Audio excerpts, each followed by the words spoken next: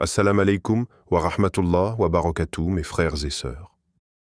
Avant de commencer, n'oubliez pas de vous abonner à la chaîne Hikmat Allah pour explorer la spiritualité, la conscience humaine et les perles de sagesse islamique chaque semaine. La période de la révélation, lumière dans les ténèbres. Il y a parfois dans la vie des instants suspendus, des instants où tout bascule. La grotte de Hira n'était qu'un recoin de pierre, jusqu'à ce qu'elle devienne le théâtre de la plus grande révolution spirituelle de l'humanité. Dans le silence des montagnes, un mot a traversé le voile du visible. Un mot simple, mais qui fait trembler les cieux. Une injonction divine, un souffle d'éveil, une secousse à l'âme humaine. Et toi, quand as-tu entendu ton appel? Pas celui du bruit du monde, mais celui que seul ton cœur peut reconnaître. Quand as-tu fermé les écrans, les notifications, les attentes? Quand es-tu enfermé dans ton propre Hira pour simplement écouter, comme ce verset l'évoque avec puissance au nom de ton Seigneur qui a créé, Sourate Al-Alaq 96.1. Il ne s'agit pas seulement de lire des lettres, mais de lire ta propre existence à travers le regard du divin. Et Khadija, elle n'a pas demandé de preuves. Elle a cru. Elle a reconnu, elle a accueilli. Car parfois, la lumière n'a pas besoin d'éclairer tout le monde pour exister. Il suffit qu'elle touche une âme, et elle devient un flambeau pour des générations entières. L'hégire est l'établissement de la Oumma, de l'oppression à la fraternité, quitter sa terre. Abandonner ses biens, laisser derrière soi des souvenirs, un nom, parfois même des visages aimés, ce n'est pas fuir. C'est avancer. Avancer vers quelque chose de plus grand que soi.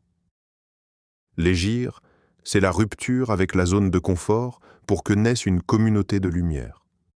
C'est refuser la soumission à l'injustice pour s'ancrer dans la fraternité. Ils ont traversé les dunes avec la poussière dans les yeux et la certitude dans le cœur. Ils ne fuyaient pas, ils choisissaient vivre debout sous la bannière de la foi. Et toi, qu'es-tu prêt à délaisser pour rester vrai, pour t'arracher à ce qui t'enchaîne, pour marcher vers ce qui t'élève? Le Coran nous rappelle avec force ceux qui ont cru, émigré et lutté dans le sentier d'Allah avec leurs biens et leurs personnes auront la plus haute récompense auprès d'Allah. Sourate At-Tawbah 9.20. Souhaib ar-Rumi a tout laissé, son or, ses terres. Il a troqué ce monde pour le droit d'aimer Dieu librement, et le prophète l'a accueilli comme on accueille un héros. Pas pour ce qu'il a gardé, mais pour ce qu'il a donné. Car parfois, perdre tout, c'est gagner l'essentiel. L'âge d'or est l'expansion, lumière qui se propage. Ce n'étaient pas des épées qui s'agitaient dans les ruelles de Cordoue ou les bibliothèques de Bagdad. C'étaient des plumes, des idées. Des prières chuchotées entre deux équations, entre deux vers calligraphiés. L'islam s'est étendu, non pas pour dominer, mais pour illuminer. Dans chaque coup d'encre posé sur le papier, il y avait une trace de foi. L'hôpital public, l'université, la maison de sagesse, la tolérance religieuse, tout cela jaillissait d'un cœur qui savait que la foi n'est pas un poids, mais une élévation. Dans cette époque dorée, la connaissance était une adoration, le savoir, une sadaka, le progrès, un acte de gratitude. Et toi, que propages-tu aujourd'hui? Un regard qui apaise, un mot qui élève? Es-tu porteur de lumière ou simple écho de l'ombre? Comme le rappelle le Coran, avec une tendresse qui dépasse les âges, et nous ne t'avons envoyé qu'en miséricorde pour l'univers. Sourate Al-Anbiya 2107. Salahuddin aurait pu répondre par le feu. Il a répondu par le pardon. Il savait qu'on ne conquiert pas les cœurs par la force, mais par la miséricorde. Et c'est ainsi que la lumière continue, d'un cœur vers un autre. La période des épreuves et de la décadence, le cœur à l'épreuve. L'histoire n'est pas un long fleuve de gloire. Il y a eu des chutes, des silences lourds, des minarets muets, des injustices nées non pas de l'extérieur, mais de l'intérieur. Quand les cœurs se sont alourdis, quand les âmes ont troqué la sincérité pour l'apparat, la force pour l'orgueil, alors la lumière s'est ternie. La grandeur de l'islam n'a jamais été une armure extérieure.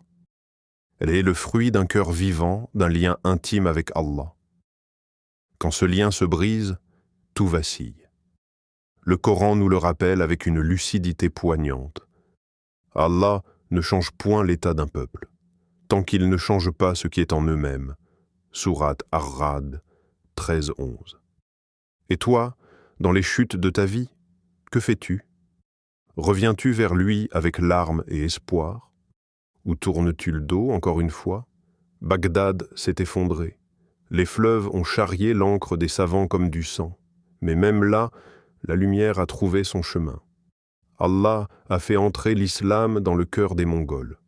L'ennemi d'hier est devenu le défenseur de demain. Car quand tout semble perdu, Allah commence quelque chose de nouveau. 5e.